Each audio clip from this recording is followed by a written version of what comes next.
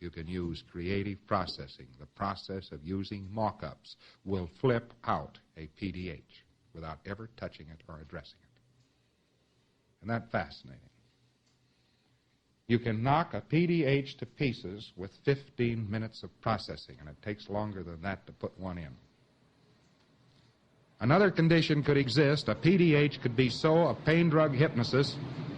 They knock the fellow out, they drug him, could be laid in with great rapidity, but it could be laid in so strongly that the individual is rendered dead or non-compos mentis from there on and thus out of communication. That individual's no menace to anybody. He's either complete, ravingly gone, out of communication, and look, or he's dead, and a bullet does the same thing. So it's not a good weapon, really, because if he's able, if he suddenly starts acting peculiarly or doing things which completely alter any pattern he has had in the past, or if he is doing things which look like they are vaguely bad, then how easy it is. You can get a hold of him. You'll find almost any pre-clear can be given creative processing. And you could get a hold of him and flip the PDH out. That's interesting, isn't it? In other words, you can take them out as fast as they lay them down. Therefore, we really do have the remedy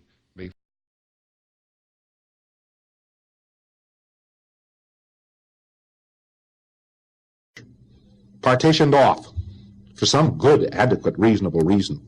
What is this sphere of knowledge? Well, it's science. You say, but we're supposed to have science. That's progress.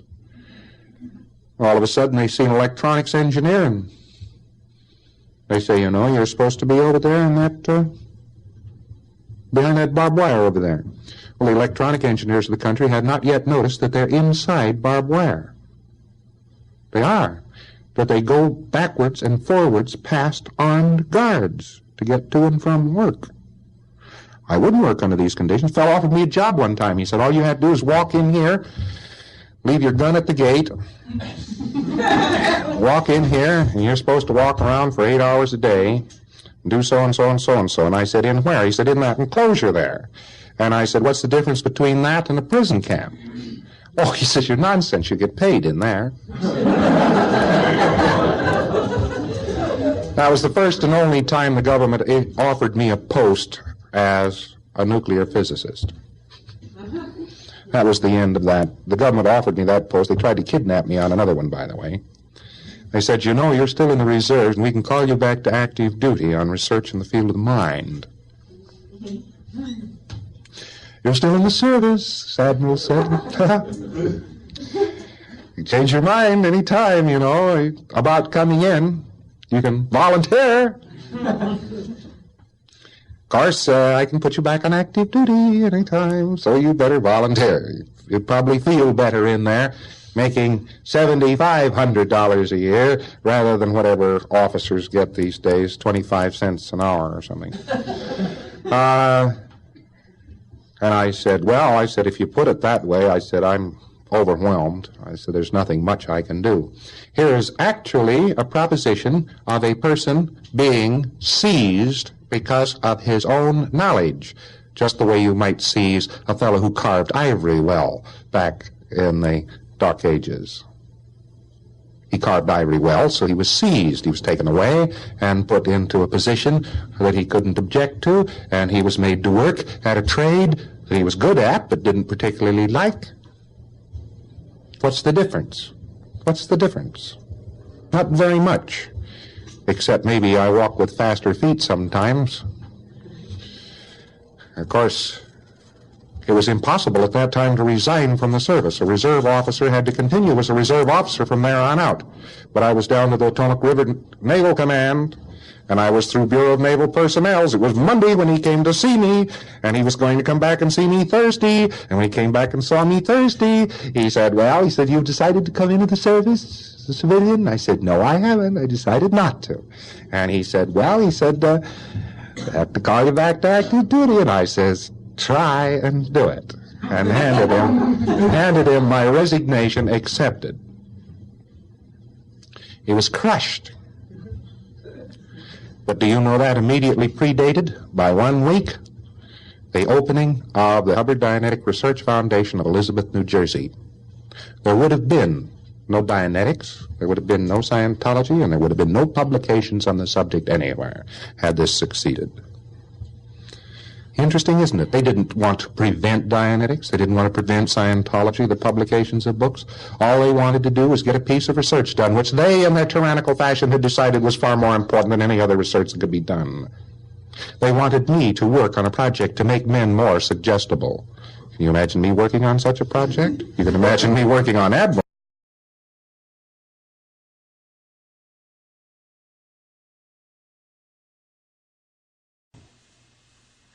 You're probably not aware of the fact that before the incorporation papers of the HDRF were filed in 1950, the Office of Naval Intelligence, right here in Washington, D.C., threatened to call me to active duty to use what I knew about the mind.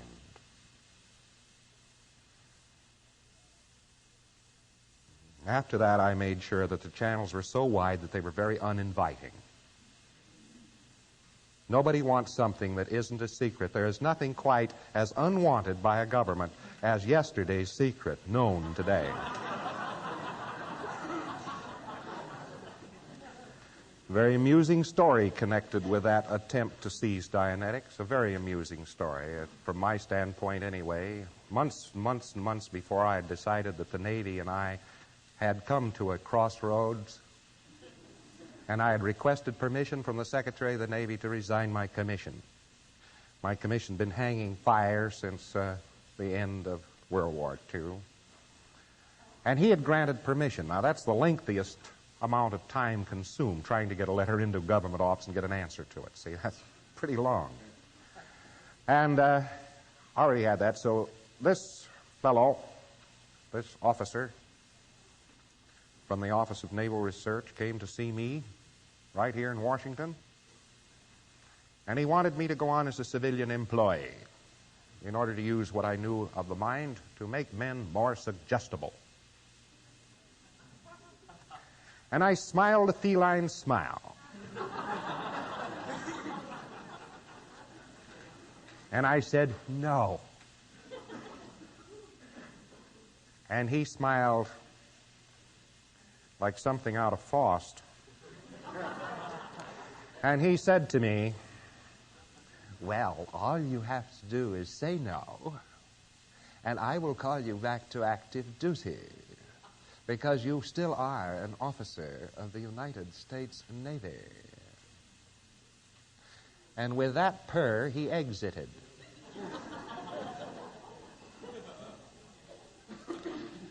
So I dived into my briefcase and pulled forth the Secretary's permission. I dashed down here and found out there was actually a naval command in this area. It's called the Potomac River Naval Command. I don't know what they run. Once I think they tried to run the battleship Missouri. But there it sat down there, and they had an admiral in charge of it and everything, and I found out that my papers were resident in two places. People thought I belonged in Washington, and people in New York thought I belonged in New York, and I had two sets of papers. This admiral that had come to see me thought I was totally out of New York, so I went down here to the Washington Navy Yard, the Potomac River Naval Command, and I got my resignation accepted. And Thursday, the admiral came back to see me, and he says, well? And I said, well?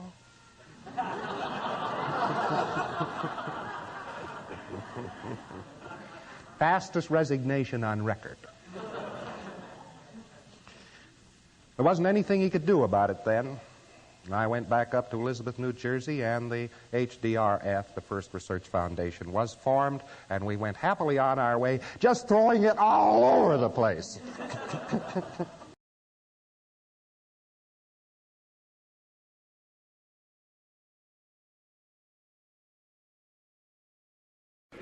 World War II, they called it.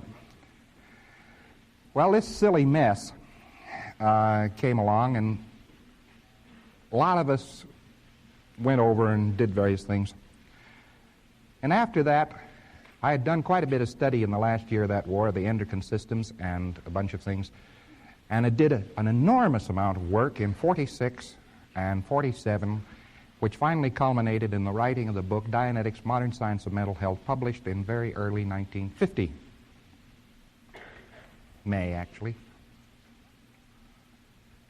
Well, just about the time it hit the stands, I was in Washington, D.C., this very same city, and a very high-ranking officer, a very, very, very high-ranking officer, brass, brass, scrambled eggs, gilt on the Cape edge, wow, just look at him blinding. I was teaching some of the psychiatrists here in Washington how to run engrams, or trying to. The last effort we made, I think. We did make a sincere effort, by the way, to give Dianetics to psychiatry, to the medical profession, to teach them how to use it, and so forth, and we found out they didn't know what they were doing, and we skipped it. That happened clear back then. So don't think it's anything new when we claw up psychiatrists or something of the sort. They started it. They kept asking me too many stupid questions in lectures I was giving, and I never forgave them. Anyway, this bunch of scrambled eggs comes walking up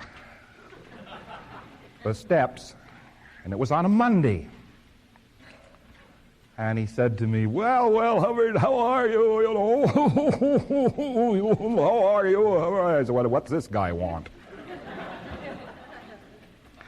He said, how would you like to work for the Office of Naval Research?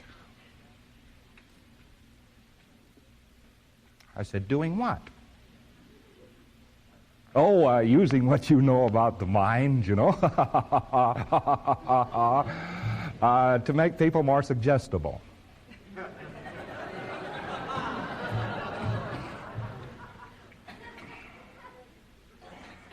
I won't announce this man's rank or name, not in the public. But I said, well, sir, it was an underscore, and sir was in italics.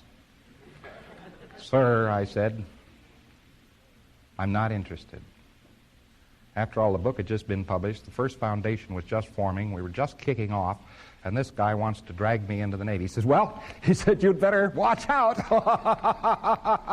You'd better watch out because I can pull you back in to service at your old rank.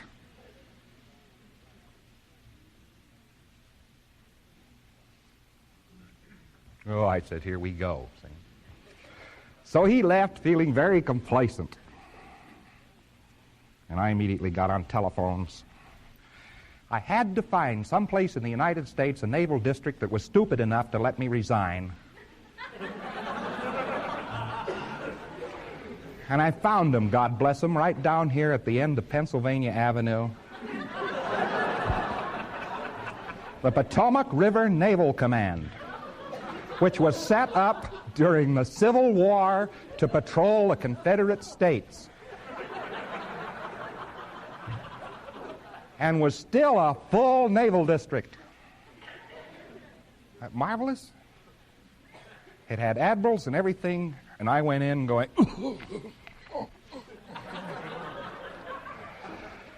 I had a service record, and I had my health record, I had my resignation all written out, and factually, up until 1947, I was unable to walk without a cane. I couldn't see, I was blind. I got processing about that time, however, and ruined my naval record. And I showed the old admiral down there how I could never be of any use again to the Navy, showing him all the casualties, and sheets of paper. And oh, he says, you poor fellow. And I said, yes, that's right, that's right. And he says, you poor fellow. Yes, I'll accept your resignation. They rushed it up, got a special assistant to the Secretary of the Navy to okay it. And on Thursday, when the high brass came back to see me again, he says, well, have you decided? Yes, I said, I've decided not to go in. He says, well, I guess I have no other choice but to draft you in at your old rank. And I said, I'm very sorry. Omitting the sir, italicized. I'm very sorry, but I'm no longer a member of the armed services. What's this? I said, yes, as a matter of fact, here it is. Here's Secretary of the Navy. It's okay. And that was an end of a beautiful friendship with the American government.